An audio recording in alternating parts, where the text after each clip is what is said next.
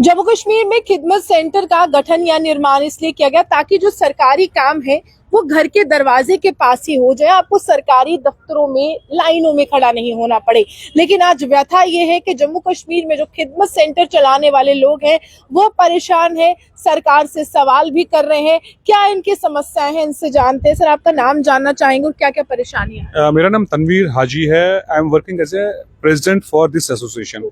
Ma'am, हमारी परेशानियां आज की नहीं है, 2009 से हम लगातार बोलते आ रहे हैं। प्रोटेस्टर्स भी किए आपके सामने, आपने उसको रिकवर भी दिया, लेकिन unfortunately no one is ready to listen.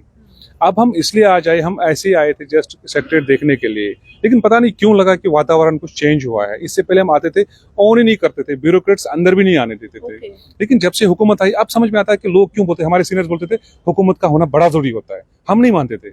लेकिन जब हुकूमत आई तब पता चला कि नहीं, सच में हुकूमत का आना, चाहे अपोजिशन हो चाहे मेन स्ट्रीम हो, कोई भी पार्टी हो, लेकिन आना अपना एक आप जो आप चुनते हो वो आप ऐसे नहीं चुनते हो, वो चुनना बहुत जरूरी होता है, क्योंकि वो आपके दरवाजे खुले रखता है। फिर कितना काम होता है कितना नहीं होता वो बात की बात है, लेकिन आपको एक एंट्री मिलती है। जब हम पिछली बार यहाँ कुछ दिन पहले सेक्रेटरी गए तो हम सबसे मिले, इवन हम डिप्टी सीएम तक पहुंचे, और उसका वो न्यूज भी पेपर में भी आया हुआ उसकी न्यूज। तो तब जाके लगा कि नहीं, नाउ जो ये गवर्नमेंट है या पोजिशन है, एक चीज में तो इनका कॉमन है, ये यूथ सेंट्रिक थोड़ा सा दिख रहा है आप कि यूथ दोनों साइड से बोलते हैं, चाहे आपस में इनको लाख क्लैशेस हो, लेकिन एक जगह ये एक कॉमन है, वो है यूथ सेंट्रिक पे। सब कुछ यूथ के लिए किया जा रहा है। तो हमने भी अपनी बात रखी वहां पे, तो हमें बहुत अच्छी तरह सुना गया, और उन्होंने कहा जो भी बेस्ट पॉसिबल वे आउट होगा वो आपके साथ किया जाएगा, हमें पता है। लेकिन मैं परेशानियां जानना चाहती हूँ। आपने कहा आपने बात रखी, आपको आश्वासन मिला, लेकिन शुरुआत परेशानियों से कीजिए, क्योंकि जनता जानना चाहती है। लोग ये कहते होंगे कि आप खिदमत सेंटर के ऑनर है, सरकार की काफी ज्यादा मदद मिलती होगी, अभी क्या परेशानी? देखिए, 2009 में कुछ वादे दिए गए थे, उन वादों में से एक भी वादा पूरा नहीं किया। कुछ टाइम तक हुआ, जो ही फिर सरकार गिर गई, उसके बाद सारा कुछ जैसे गायब ही हो गया सब कुछ। फॉर एग्जांपल, सबसे पहले उस टाइम सरकार ने स्टेपमेंट मनी दिया था गैप सपोर्ट की शक्ल में, 7,500 रुपए पर मंथ, जिसमें हमारा दुकान का किराया विराया निकलता। लेकिन हुकूमत गिरने के बाद वो भी गया। कुछ टाइम तक आया, ये नहीं बोलूंगा नहीं आया, कुछ टाइम तक आया। उसके बाद सेकंड चीज, बैंक को हवाले किए गए, क्योंकि बैंक भी इसमें एक बड़ा रोल था, जेके बैंक का। जेके बैंक में एक सर्विस आई थी, जब कुछ नहीं चला तो लोन डॉक्यूमेंटेशन दिया था उन्होंने, और कियोस्क यानी कि लोगों को पैसे देना, बाकी चीज सर्विसेज दी गई। और कुछ टाइम के बाद लोन डॉक्यूमेंटेशन बंद हुआ, क्योंकि डिजिटाइज हो गया सारा। हम नहीं कहते हैं, क्योंकि देखो, अगर तरक्की करनी है डिजिटली फॉर्वर्ड हमें होना पड़ेगा, लेकिन अगर डिजिटाइज हो गया तो ठीक है, बैंक को तो फायदा तब भी है, लेकिन हमारे से सर्विस छीन गई, मेन सर्विस हमारा क्या, उसके रद्द बदल में बैंक को कुछ देना चाहिए था, जो उन्होंने नहीं दिया। अल्टरनेट्स होने चाहिए, अल्टरनेट था ही नहीं। बैंक तो अपनी प्रॉफिटेबिलिटी में बराबर रहा, लेकिन हमारा रोजगार खत्म हो गया। सेकंड, उसके बाद बैंक ने दिया कि भाई आप लोग डिजिटल बैंकिंग, लेकिन वो भी खत्म हो रहा है, उसको कियोस्क हम बोलते हैं। लोग हमारे पास आते हैं, पैसे निकालते हैं। यहाँ से इस वक्त fast in banking QR codes बांटे जा रहे हैं, बाकी से इट मीन्स 2025 के एंड तक लगभग जो फिजिकल कैश है वो भी खत्म हो जाएगा, जैसे रेस्ट ऑफ द स्ट्रीज में है। जब वो खत्म हो जाएगा, उसके बाद क्या, where we are nowhere, existence automatically खत्म हो जाएगी। जिसने 14 साल पहले बिजनेस, या 17 साल हो गए हमारे, देखिए हमने सुना था, जब सब पता है, लॉ भी है, सीता मैया ने भी वनवास 14 साल का ही निकाला था, अब हमने वो भी क्रॉस किया। जो लाइफ टाइम इम्प्रूवमेंट है वो भी 14 ईयर्स है, we are now in 18 years, 18 साल हमारे हो गए, और आगे जाने के बजाय हम दिन ब दिन हमारी एग्जिस्टेंस खत्म होती जा रही है, और हम नहीं चाहते कि हमारी एग्जिस्टेंस खत्म हो जाए। इसी वजह से हम, उमर अब्दुल्ला साहब ने पिछली बार जब प्री इलेक्शंस में उन्होंने प्रॉमिस किया था, ये भी कहा था कि ये प्रोजेक्ट मेरा ड्रीम प्रोजेक्ट था, बट अनफॉर्चुनेटली आप लोगों के साथ बहुत नाइंसाफी हुई। The day we will be in secretariat, आपको सुना भी जाएगा और आपके मसले को हल भी किया जाएगा, जो भी बेस्ट पॉसिबल वे होगा। बिल्कुल, हम ये नहीं कह रहे हैं कि यही करना है, जो भी बेस्ट पॉसिबल वे है वो, हम किसी की तरह हरदम नहीं कि हमें यही चाहिए, जिससे हमारा रोजगार चले। देखिए, हमें फाइनली मतलब है अपने घर चलाने से। हमारे बूढ़े माँ बाप है, हमारे बच्चे हैं, क्योंकि जब हमने स्टार्ट किया था ये project, we were in early 20s, now you can say we are just like old mans. जब यूथ इतना जल्दी सफेद नहीं होना चाहिए, लेकिन जब प्रोजेक्ट ही ऐसे दिया गया, और किनको दिया गया, अगर उनको टेंशन देना चाहिए था 12th वालों को, हमें लिया गया उस time MBA, MCA, masters, MSc IT, these are the 12 जो 9 प्लस ग्रेजुएट से ऊपर है। तो क्या करें आप ही बताइए, आपकी वसादत से फिर हम कह रहे हैं कि जैसे जेके बैंक ने ट्रांसफर पॉलिसी, ये बिजनेस हमारा था, हमने उस टाइम पे एग्रीमेंट किया था, that was known as hire purchase agreement. Bank ने लोन दिया, हमने विद फुल इंटरेस्ट वापस, जब आया कि जब पूरा लोन खत्म हो जाएगा तो ये जो सारा सेंटर ही आपका हो जाएगा। तो आप फिर आपका बिजनेस हो जाएगा अपने आप। जो अगर कल को खुदा ना खासा कुछ होता है तो ये ट्रांसफर होगा आपके किड्स एंड किन्स को जो ब्लड रिलेशन में होगा। पिछली बार अनफॉर्चुनेटली हमारे 2 बंदे की डेथ हो गई, तो हम बैंक के पास गए तो कौन सी आश लगी, क्योंकि हमें पता है एग्रीमेंट में साइन हुआ है। जब वहां गए तो वहां बैंक कहता कौन सा एग्रीमेंट, वो हमने नल एंड वाइट खुद ही कर दिया। मुझे खुदारा बताइए, एग्रीमेंट का मतलब होता है the concern between the 2 parties. अगर एक नल एंड वाइट हो गया तो हमारे कंसर्न के बगैर कैसे हो गया, हाउ इट इज पॉसिबल। वो अभी जो 14 साल बेचारा सेंटर पे चला रहा था और एक फील्ड बना के रखा था अपने बिजनेस का, उसकी मैडम को या उसके बच्चे को नहीं दिया गया, वो डायरेक्ट सड़क पे आ गए। मुझे बताइए कहाँ का इंसाफ है। क्यों कोई अपनी मर्जी से कोई भी एग्रीमेंट बदल सकता है। सेकंड इंपॉर्टेंट चीज, जब 1209 दर बदर है यहाँ आपके पास बैठे हुए हैं, और लोगों को क्यों लगाना है, क्यों इस प्रोजेक्ट में औरों को घुसाना है। अब जब हम बैंक, क्योंकि एसोसिएशन का काम होता है फिर बैंक के पास पहुंचना, पहले प्रोटेस्ट नहीं करना, पहले शोर नहीं मचाना, पहले उनसे मिलना है जो करते हैं।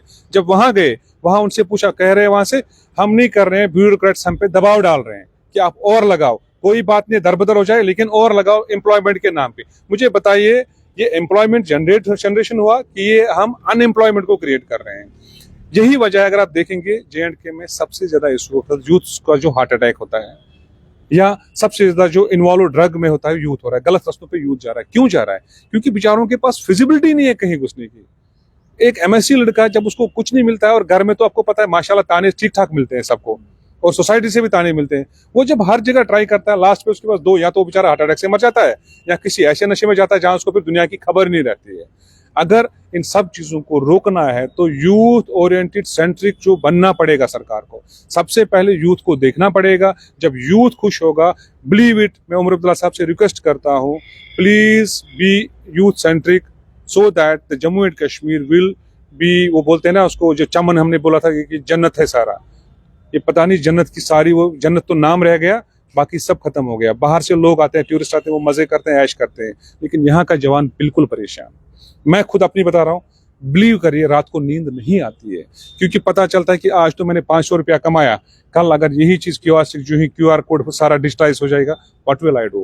अभी फिलहाल क्या कामकाज है जो बचा हुआ है? आप कह रहे कि काफी ज्यादा ले लिया गया है, हमसे छीन लिया गया है बैंक की तरफ से, बचा क्या हुआ जिस पर आपकी जिंदगी निर्भर कर रही है? देखिए बचा हुआ था, अभी जो हम पेमेंट्स करते थे, फॉर एग्जांपल विड्रॉल्स थे हमारे पास, रिसेप्ट्स थे, तो उसपे मैं आपको कैटेगरी, उसपे क्या हमारा जो बैंक ने रखा था मीगर एक कमीशन, वो कमीशन इतना था कि एक बंदा 10,000 रुपये कमा लेता था मिनिमम, जिससे थोड़ा सा घर चलता था या किराया निकलता था।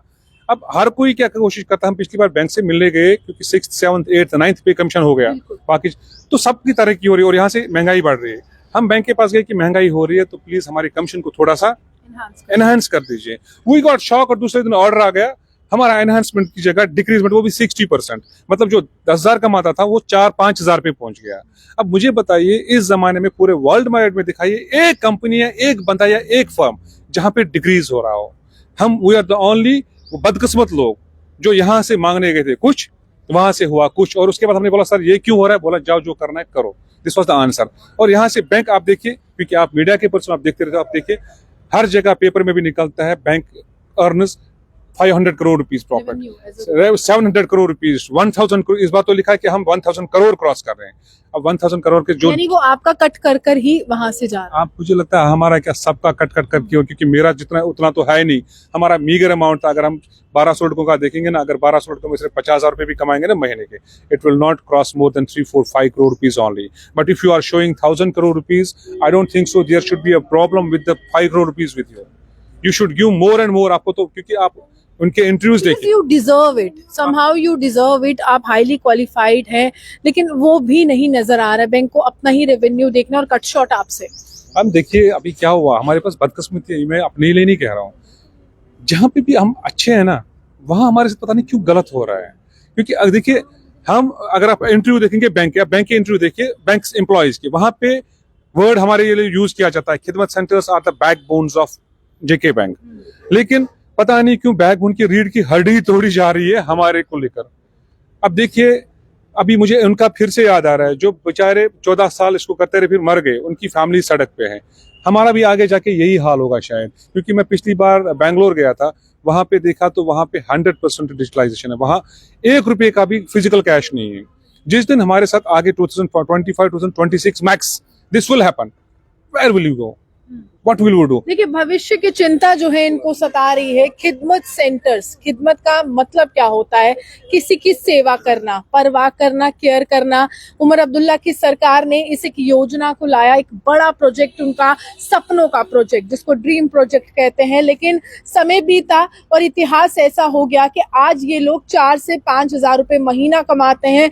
चलिए, जम्मू में अगर खास तौर पर मैं जम्मू की हूं तो जम्मू में रेंट की अगर हम बात करें 10 से 20 हजार तो इनका रेंट चला जाता है। उसके बाद आर्थिक तंगी हो जाती है और रेंट का जो ऑनर होता है, ये टेनेंट के तौर पर है, वहां पर जो लैंडलॉर्ड है या जो भी ऑनर है उस शॉप का, वो इनसे रेंट मांगता है। 10 हजार इनके वहां निकल गए। उसके बाद महंगाई का दौर है, महंगाई में गैस सिलेंडर है, उसके बाद बच्चों की पढ़ाई है, शिक्षा है, कपड़े खरीदने हैं, कोई फेस्टिवल आ जाता है, फैमिली के साथ समय बिताना है। तो इसी में एक मिडिल क्लास व्यक्ति की जिंदगी घूमती है। और आज ये व्यवस्था है, बेशक जम्मू कश्मीर में सरकार है, अच्छी बात है क्योंकि वोटिंग सिस्टम को मजबूत किया, लेकिन जम्मू कश्मीर में मैक्सिमम अगर देखा जाए, ये राशन कार्ड नाम के ही एपीएल है, क्योंकि एपीएल वाला आज बीपीएल की कैटेगरी में फॉल कर रहा है। यहाँ पर किसी के पास उतने रिसोर्सेज नहीं है जिससे वो अपने बच्चे को पढ़ा सके, अपना पालन पोषण कर सके, परिवार का पालन पोषण कर सके। उम्मीद यही है कि उमर अब्दुल्ला जब कहते हैं कि हम युवाओं के लिए सोचेंगे, पढ़े लिखे युवा हैं, इनके लिए भी एक परमानेंट पॉलिसी, इनके लिए भी रिहैबिलिटेशन, ताकि इनको बिल्कुल जो है दोबारा मीडिया के सामने नहीं आना पड़े। आप यूं ही हमारे साथ बने रहिए, देखते रहिए नॉर्थलैंड डिजिटल। जम्मू से रूहान की।